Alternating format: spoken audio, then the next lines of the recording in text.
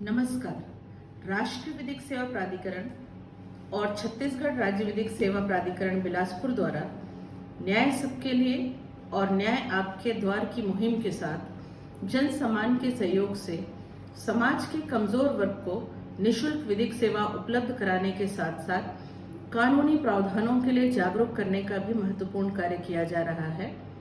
किंतु corona virus कोविड-19 के वैश्विक संक्रमण के इस दौर में आपके बीच भौतिक रूप से पहुंचना संभव नहीं हो पा रहा है, लेकिन आप में से कोई कानूनी जानकारी के अभाव में इस कठिन दौर में न्याय पाने से वंचित ना हो जाए, इसलिए छत्तीसगढ़ राज्य विधिक सेवा प्राधिकरण ने विशेष जन चेतना अभियान प्रारंभ कर एक सद्भाविक प्रयास किया है ताकि न्याय की तलाश में आप खुद को असहाय ना समझें। छत्तीसगढ़ राज्य विधिक सेवा प्राधिकरण द्वारा सितंबर 2020 से अगस्त 2021 तक चलाए जा रहे इस विशेष जन चेतना अभियान में मैं जिला विधिक सेवा प्राधिकरण महासमुंद की ओर से आपसे कन्या भ्रूण हत्या के संबंध में उपलब्ध कानूनी प्रावधान पर बात करूंगी। सामान्य जन को कानून की तकनीकी क्लिष्ट भाषा समझने में कठिनाई होती है। शायद इसी वजह से बहुत से लोग न्याय पाने का प्रयास भी नहीं करते हैं, क्योंकि उन्हें प्रावधान ही समझ नहीं आता है। उपलब्ध कानूनी प्रावधान को सहज शब्दों में आपको बताने और समझाने का प्रयास करूंगी ताकि आप यह भी समझ सकें कि आखिर विधायिका को भ्रूण हत्या पर कानून बनाने की आवश्यकता क्यों पड़ी। कन्या भ्रूण हत्या है क्या? माता के गर्भ में कन्या भ्रूण को निकाल फेंकना ही कन्या भ्रूण हत्या है। आज 21वीं सदी के 2 दशक बीतने को हैं। हमारा देश प्रगति के हर रास्ते तलाश रहा है। आज महिलाएं फाइटर प्लेन उड़ाने के साथ दुश्मन देश में घुसकर दुश्मनों के भी होश ठिकाने लगा रही हैं।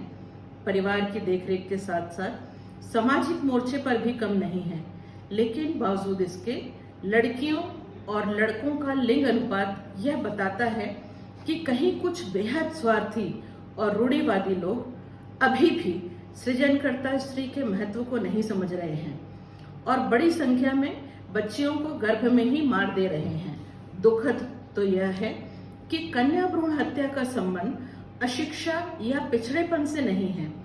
आंकड़े बताते हैं कि सुविधा संपन्न शहरों में ही कन्या भ्रूण हत्या की संख्या काफी ज्यादा है।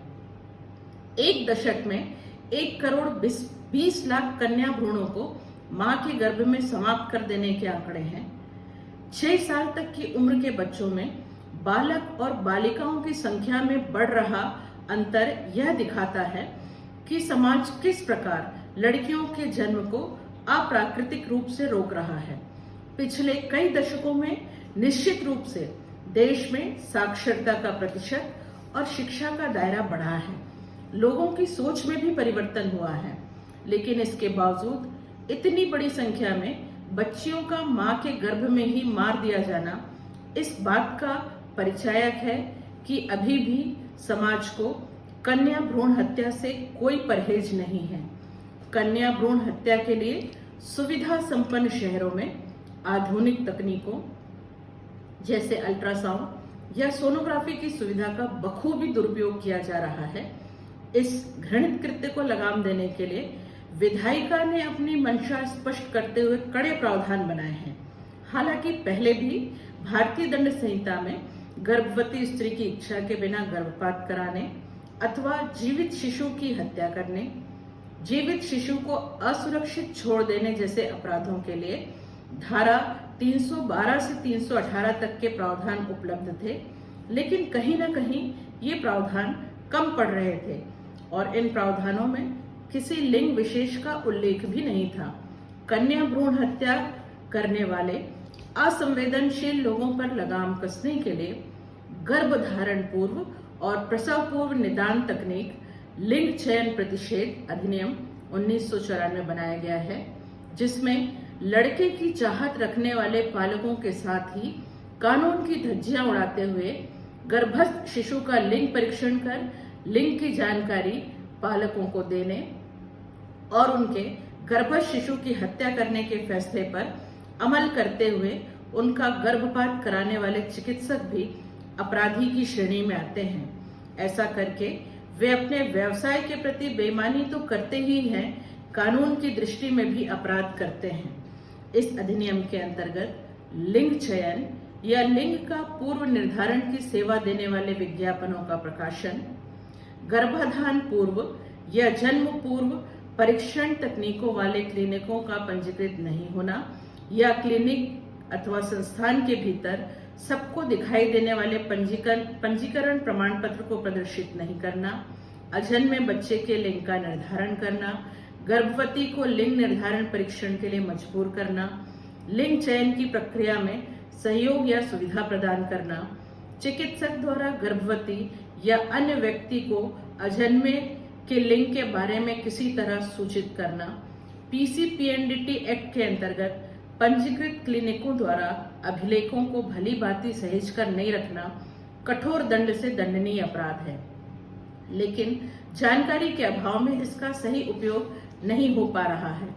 अब यह समय आ गया है कि हम केवल कन्या भ्रूण हत्या के आंकड़ों को पढ़कर या सुनकर चाय की चुस्कियों के बीच चर्चा करके अपने कर्तव्यों की इतिश्री ना करें, नहीं तो वही स्थिति आएगी कि आप पुत्र रत्न की प्राप्ति के लिए कन्याओं को भोजन कराने की मन्नत करें, लेकिन कन्या पूजन के लिए आपको कन्याएं ही ना मिले। और यह भी हो सकता है कि आपके उस लाडले पुत्र के लिए शादी के लिए कोई योग्य कन्या भी ना मिले।